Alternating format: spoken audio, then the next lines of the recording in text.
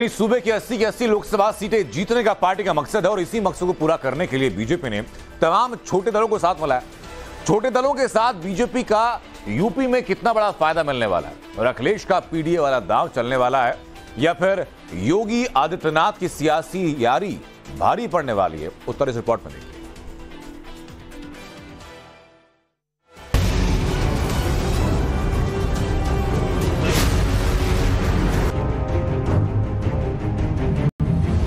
स्वतंत्र भारत में अब किसी औरंगजेब को पैदा मत होने दीजिए। एनडीए 2014 और 2019 से भी ज्यादा बड़े मैंडेट के साथ, ज्यादा बड़े जनादेश के साथ तीसरी बार देश में सरकार बनाएगा। पूर्वांचल के रण में ये अखिलेश यादव और राहुल गांधी की जोड़ी को आप कैसा देखते हैं? अभी दोनों बच्चा हैं, हम उनके चच्चा हैं। योगी प्लस सहयोगी यूपी में कितने उपयोगी? यूपी में योगी आदित्यनाथ के मिशन 80 को पूरा करने में कितने उपयोगी?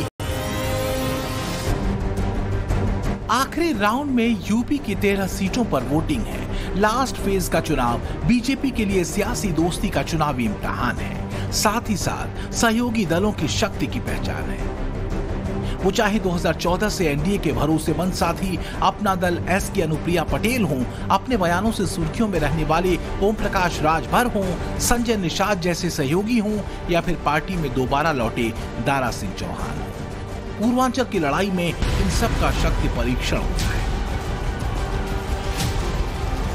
पूरे प्रदेश में गर्मी है, मोदी जी के नाम की गर्मी है, योगी जी के नाम की गर्मी है, राजभर के नाम की गर्मी है और ये गर्मी तब तक नहीं समाप्त होगी जब तक माननीय नरेंद्र मोदी जी को प्रधानमंत्री नहीं बना लेगी, तब तक ये गर्मी समाप्त होने वाली नहीं है। एनडीए में कभी दूर कभी पास जैसे हालात में रहने वाले सुबह सपा के ओम प्रकाश राजभर का यूपी के राजभर वोटों पर पकड़ की परीक्षा भी इस चुनाव में होनी है।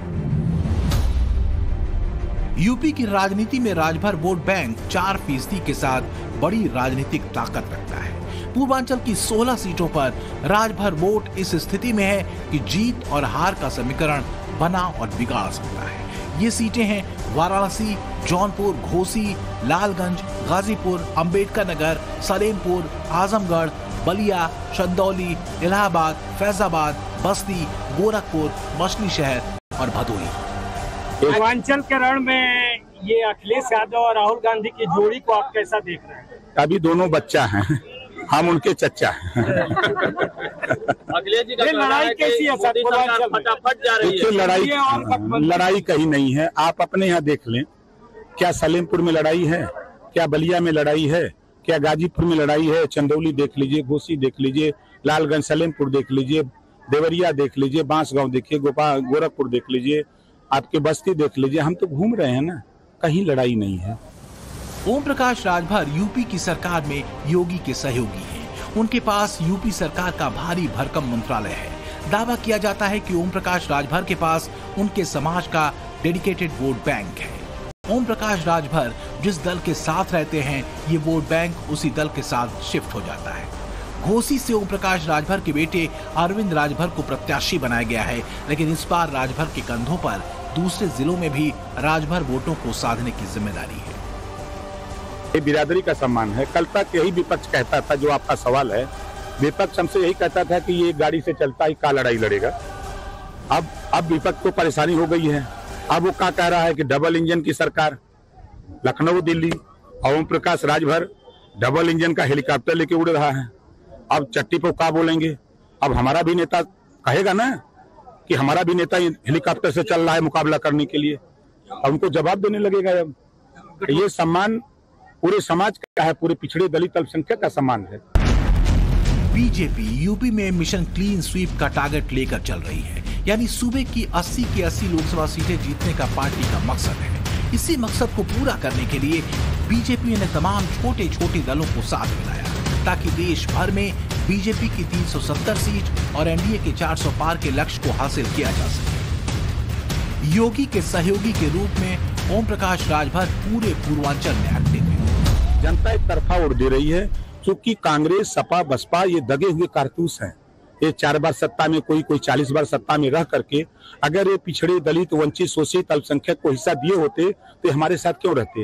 ये मोदी जी के साथ क्यों रहते? योगी जी पर विश्वास क्यों करते? इस नाते उन लोगों से विश्वास जनता का उठ गया है। जनता भरोसा की है मोदी जी पर, जनता भरोसा कर रही है योगी जी पर। योगी आदित्यनाथ यूपी को लेकर कॉन्फिडेंट है। अपने सहयोगियों पर उनका पूरा भरोसा है। योगी को भरोसा है कि यूपी में एनडीए को 2014 और 2019 के मुकाबले और बड़ी जीत मिलने जा रही है। यही वजह है कि आखिरी दिन के प्रचार के लिए वो यूपी को छोड़ बाहर निकले। स्वतंत्र भारत में अब किसी औरंगजेब को पैदा मत होने दीजिए। ये औरंगजेब है जिसने काशी में भगवान विश्वनाथ का मंदिर तोड़ा था। यही औरंगजेब है जिसने मथुरा में भगवान कृष्ण की जन्मभूमि पर मस्जिद का निर्माण कर दिया था।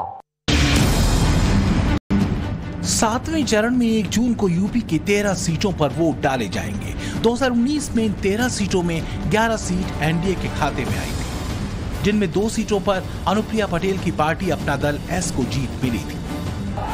2014 से बीजेपी के सहयोगी रहे अपना दल एस के साथ पार्टी के रिश्ते और सहयोगियों के मुकाबले सहज रहे। अपना दल की नेता अनुप्रिया पटेल केंद्र में मंत्री रही है। इस नाते बीजेपी के मंचों पर भी सबसे ज्यादा दिखाई देती रही है। 4 जून को जब नतीजे आएंगे तो दूध का दूध, पानी का पानी हो जाएगा।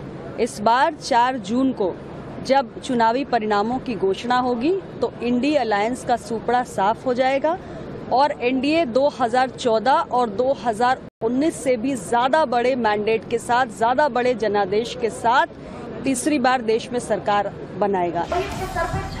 अनुप्रिया पटेल खुद मिर्जापुर से मैदान में, वहीं रॉबर्ट्सगंज की सीट भी अपना दल के खाते में गई है। पिछले चुनावों के अगर वोटिंग पैटर्न की बात करें तो पूर्वांचल का पटेल वोटर किसी एक के साथ नहीं रहा है। विधानसभा चुनाव में सिराथू सीट पर यूपी के डिप्टी सीएम केशव प्रसाद मौर्य के खिलाफ चुनाव जीतने वाली अनुप्रिया पटेल की बहन पल्लवी पटेल की जीत इसी ओर संकेत करती है। वहीं कुर्मी वोटरों ने कौशाम्बी, मिर्जापुर जैसी सीट पर अपना दल एस और बीजेपी को वोट किया था।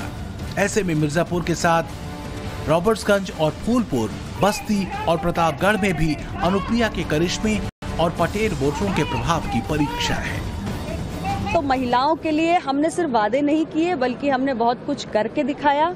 करोड़ों महिलाओं के जीवन में आज हमने बदलाव किया है और ये देश की आधी आबादी जानती भी है। इसीलिए आप देख रहे हैं कि आधी आबादी, पिछले कई चुनाव से आप लगातार देख रहे हैं कि आधी आबादी पूरी मजबूती के साथ सामने आ रही है और हमारे गठबंधन को हर सीट पर दमदारी के साथ वोट भी कर रही है।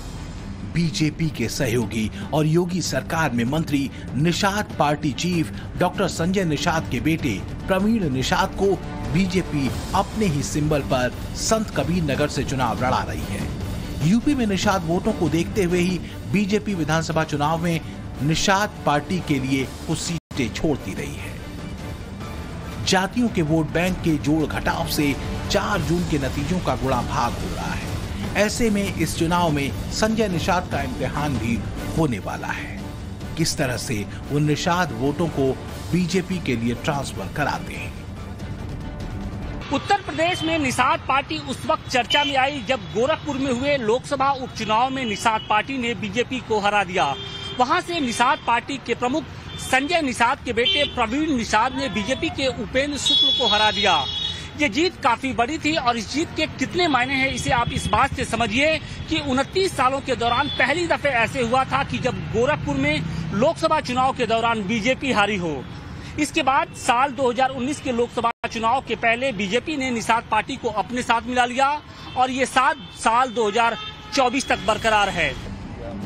वैसे गठबंधन की सीटों पर वोटों को साधने के लिए और दोस्ती को मजबूत करने के लिए प्रधानमंत्री मोदी की रैलियां हो चुकी हैं। मुख्यमंत्री योगी आदित्यनाथ कई जनसभाएं कर चुके हैं। याद करिए 2014 के पहले 4 जून को ये समाप्त होते दिखाई देंगे। इंडी गठबंधन के बिखरने का काउंटडाउन शुरू हो चुका है। जो काशी के मन में है वही पूरे देश के मन में है। जो काशी सोचती है, आज देश वही सोच रहा है। और काशी की सोच है कि फिर एक बार मोदी सरकार, और अब की बार 400 पार, अब की बार। साल 2017 और 2022 के विधानसभा चुनाव और 2014 और 19 के लोकसभा चुनाव में बीजेपी को मिली कामयाबी के पीछे ओबीसी वोट का बहुत बड़ा हाथ था।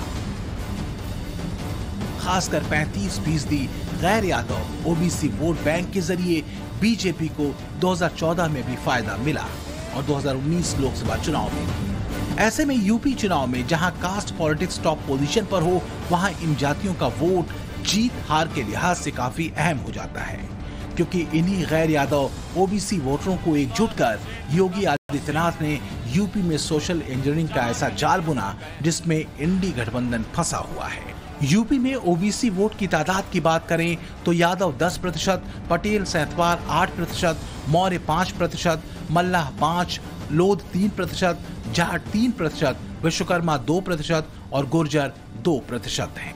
अखिलेश यादव ने इस बार पिछड़े दलित अल्पसंख्यक वोटों को ध्यान में रखते हुए पीडीए का नारा दिया है। सपा ने पूर्वांचल में 10 से अधिक गैर यादव ओबीसी को टिकट दिए हैं, लेकिन बीजेपी के सहयोगी इंडी गठबंधन के हर दांव की काट माने जा रहे हैं। अब 2024 की लड़ाई में किस पार्टी की रणनीति सफल होती है, इसका पता 4 जून को ही चल पाएगा। लेकिन योगी का कॉन्फिडेंट और उनके सहयोगियों का कॉम्प्लीमेंट बड़ी जीत का रुझान दे रहा है। ब्यूरो रिपोर्ट, टाइम्स नाउ, नव भारत।